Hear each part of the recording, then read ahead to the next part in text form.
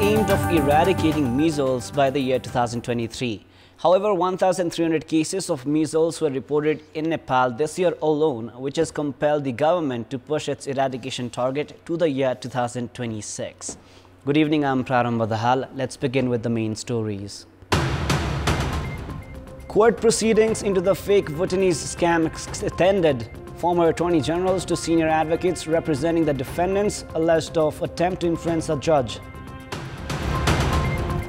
Political parties indifferent in electing leadership at thematic parliamentary committees ignored the inspection of the House Speaker. Parliament's efficiency questioned. State coffers continue to deplete with failure to meet target revenue and loans. Expenditure exceeds revenue by 300 billion rupees. And popular Nepal women's team forward Savitra Bhandari to leave for Israel next week to play in a European domestic top flight tournament. Court proceedings on the fake Bhutanese refugee scam has extended further. Of the 18 arrested, lawyers representing 15 individuals alleged of involvement in the fake Bhutanese refugee scam have put forward their arguments. Former lawyers representing former Minister for Home Affairs Balkrishna Khat presented their arguments today. Four advocates, including former Attorney Generals Raman Shrestha and Khamba Bahadur Khati and former Nepal Bar Association President Gopal Krishna Ghimire, defended Khat today. Former Attorney General Shrestha said that former Home Minister Khat had given continuity to the decision of the government led by CPN-UML chairperson KP Sharma Oli, and therefore the case could not be filed. Former President of Bar Ghimire said that despite Keshav Dulal's statement of submitting 12.4 million rupees at the ministry, there were no evidences to support the claim, and added that Teknaran Pandey had mentioned Khat's name under police pressure. Former Attorney General Khamba Bahadur Khati expressed his outrage against the media. Saying that the media had published fake news, Khati added that the media could issue their own verdict before the court. Legal representatives of President Huz Committee Shamsher Mia and Angtawa Sherpa also presented their arguments today. Judge Prem Prasad Nepane had made preparations to conclude the presentation of arguments on behalf of the defendants and listened to the responses of the government attorneys. However, the proceedings will continue on Thursday as arguments from lawyers of Teknath Rezal, Lakshmi Marzan and Hari Bhakta Marzan are yet to be heard. Judge Nepane has made preparations to conclude the furnishing of arguments by defendants' lawyers before the break and then proceed with the government attorneys. A verdict on whether or not to slap jail terms on those alleged of involvement in the fake Bhutanese refugee scam will be issued by this Friday. Now, several legal practitioners have been presenting their arguments at the Kathmandu District Court in the case of the fake Bhutanese refugee scam for the past 10 days. The court proceedings have extended as a single defendant is being represented by several lawyers. From former attorney generals, senior advocates to lawyers that are relatives who charge up to hundreds of thousands of rupees for a single court appearance have been extending the court proceedings. Some corners have begun suspecting attempts to influence the judges by extending the court proceedings with several recognized lawyers. In the 3 days of presenting their arguments at the bench number 10 of the Kathmandu District Court, government attorneys demanded jail terms for 18 individuals alleged of involvement in the fake Bhutanese refugee scam. Since then, senior advocates, former attorney generals and other lawyers have come forward to present their arguments in favor of the defendants who have been alleged of crime against the state. It is the right of the defendant to have their legal representatives. However, questions have been raised as former attorney generals themselves are presenting arguments in support of individuals alleged of crimes of grievous magnitude. Advocates usually charge somewhere between 20,000 to 50,000 rupees per court session for such cases. Senior advocates receive between 50,000 to 200,000 rupees per court session. Lawyers themselves accept that the per-session fee is even higher in complicated cases of high-ranking officials. No lawyer has made public the fee being charged in the ongoing case of the fake Bhutanese refugee scam. Some lawyers have said that they are representing their client for free. Whatever the fee, several legal representatives for a single defendant has raised further red flags. More than 100 lawyers have presented their arguments in the case so far. This situation is being seen as an effort to pressurize the judge. Judge Hem Prasad Nepane listens to the arguments of all lawyers very carefully and makes notes as well. He also puts forward logical questions during the court proceedings to the lawyers who find them challenging to respond to. As the court proceedings have reached the final stage, nature of the verdict in a case of such gravity is much awaited with curiosity. Parliamentary Hearing Committee has summoned proposed Chief Justice Hari Krishna Karki for a hearing tomorrow. Today's meeting at Singhadarar has decided to call Karki for a hearing at 8 a.m. tomorrow morning. Prior to this, the committee had held discussions with those who had registered grievances against Karki. A total of 29 complaints were filed against Karki by individuals ranging from officiating district court judge to advocates. Karki has been alleged of abuse of authority, activities against the code of conduct, and being a cadre of CPNUML and poor performance, among others. Those registering the grievances had briefed the members of the committee about their complaints in today's meeting. They were provided with 10 minutes each.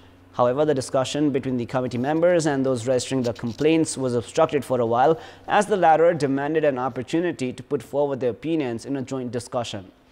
In tomorrow's meeting, Karki will present his work plan for Chief Justice. He will then furnish answers on the complaints filed against him on the 16th of June, while the committee is slated to take a decision the same day.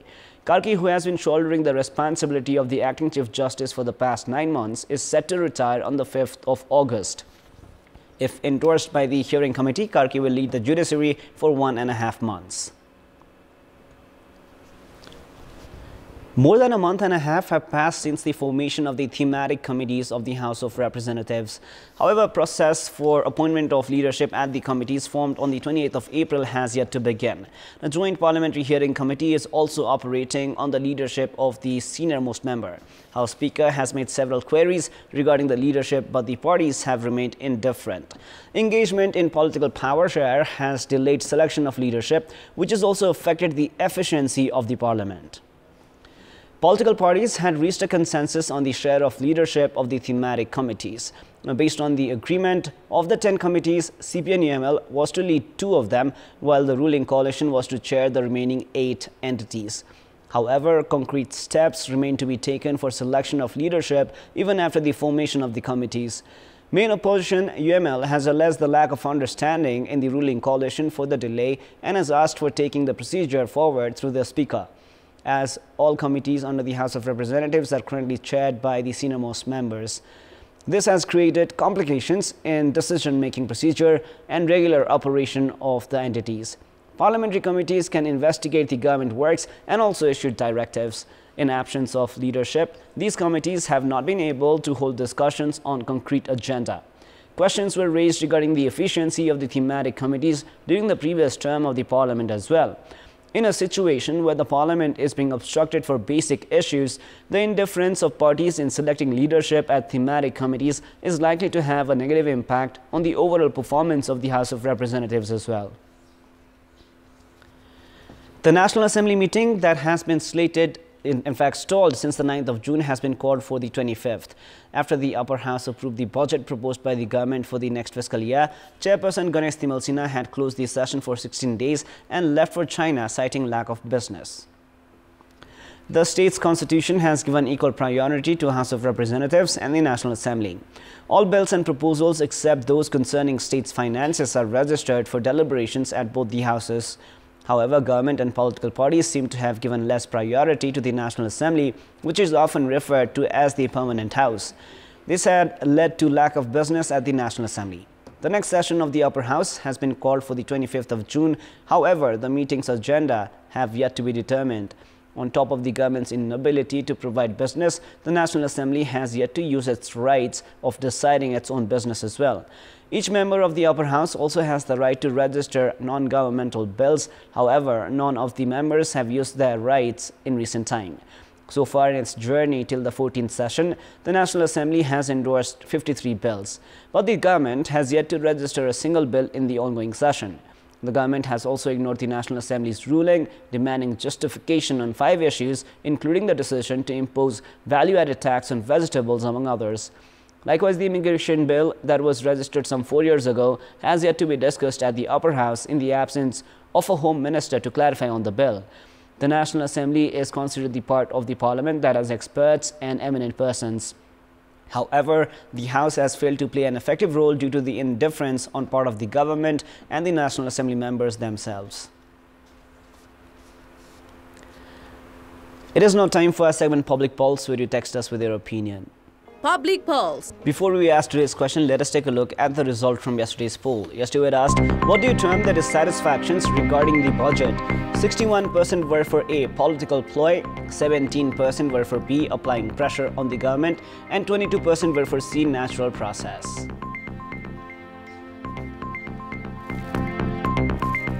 And here is our today's question. What should be done to eradicate measles?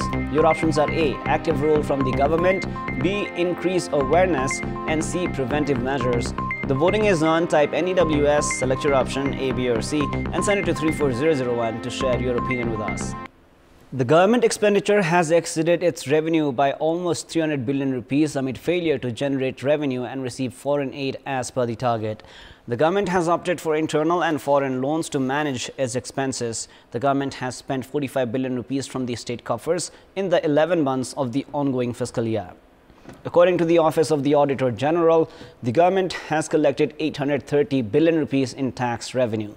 Apart from this, the government has received grants worth 4.8 billion rupees and 38 billion rupees through various other means. Total government revenue this fiscal was 873 billion rupees, while government expenditure was 1,169 billion rupees. The government has acquired additional loan of 230 billion to bear its expenses, while 89 billion 410 million rupees has been spent for service payment. With the additional loan, the total government debt has reached 2,154 million rupees. The government had made efforts to acquire foreign loans since the second month of the ongoing fiscal year. However, the authority has received only 70 billion rupees so far. The government has failed to acquire foreign loans amid snail-paced development works. Internal loan of 159 billion rupees has been collected since the mid of November. The government has increased acquisition of internal loan after it failed to collect tax as per its target. The government spends the amount collected through tax and foreign grants, and the remaining amount is saved in Nepal Rashtra Bank. The amount, which was 225 billion rupees during the first month of the ongoing fiscal year, has dropped to 180 billion rupees. The government has taken 45 billion rupees from the state coffers to run the country.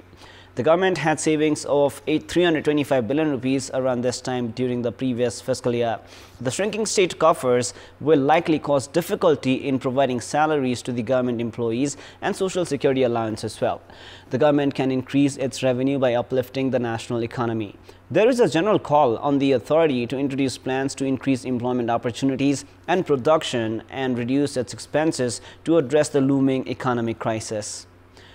In our Public Voice segment, today we have asked people in several provinces regarding their take on issues that should be prioritized in the budget that is to be introduced by the provincial governments. Let us now take a look at what they had to say. Public Voice. समावेशी बजेटहरुलाई चाहिँ बढी प्राथमिकता दिनुपर्छ। व्यापार व्यवसाय र आम जनतालाई चाहिँ यो मन्दीबाट आर्थिक यो चाहिँ असहजताबाट निकाल्नका लागि एउटा तपाई विशेष प्याकेजका सहित तपाईको चाहिँ यो प्रदेशले यो बजेटमा चाहिँ यसको एड्रेस गरोस्। उत्पादक चाहिँ सम्म पुग्ने गरेर त्यो किसिमको बजेट लिएर आउनु पर्छ। शिक्षा र स्वास्थ्य र रोजगारीको निमित्त चाहिँ बजेटमा चाहिँ विशेष ध्यान दिन जरुरी छ। आफ्नै देशमा कलकारखाना भयो भने विदेश जानबाट वञ्चित हुन्छ नि, मान्छे विदेश जाँदै जाँदैन। कृषिलाई प्राथमिकता राख्नु पर्यो। सर्वप्रथम प्राथमिकता दिनु भनेको महिला जनचेतनामा हुनुपर्छ। जनता भएको ठाउँमा चाहिँ विकास आउने गरी चाहिँ प्रदेशका कार्यक्रमहरु आउनु।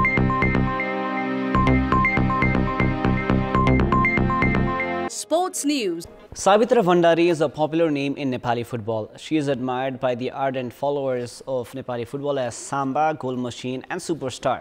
Having dominated the competitive league in India as well, Savitra is well known as the most influential striker of women's football in South Asia.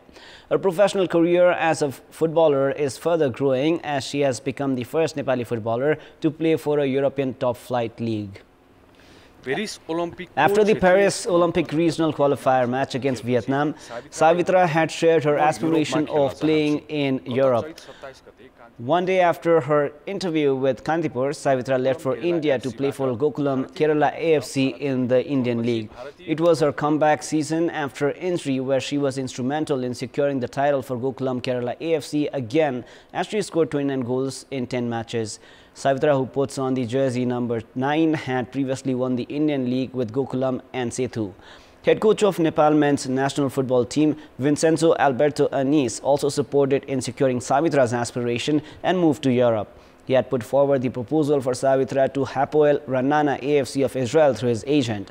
Israel's domestic top-flight tournament is held under the European football governing body, UEFA, and the league winners compete in larger European tournaments. In Nepal's domestic football, Savitra plays for the Armed Police Force APF. The departmental team have dominated Nepal's football tournament in the women's category. Savitra was injured during the National Women's Football League 3 years ago. Her dream of playing in Europe met a sour fate back then because of injury and coronavirus pandemic. However, despite the delay, Savitra is enthused about her success and opportunity to play in Europe. Savitra's continuous effort and hard work has helped her achieve her dreams, from playing balls of socks to touching a real ball, playing in her village to playing in the National League, representing the national team and playing in the European League. Savitra's growing list of success and accolades is inspirational. She made her debut for Nepal's national women's football team against Pakistan at the SAF Championship in 2014. Since then, she has scored 43 international goals in 44 appearances.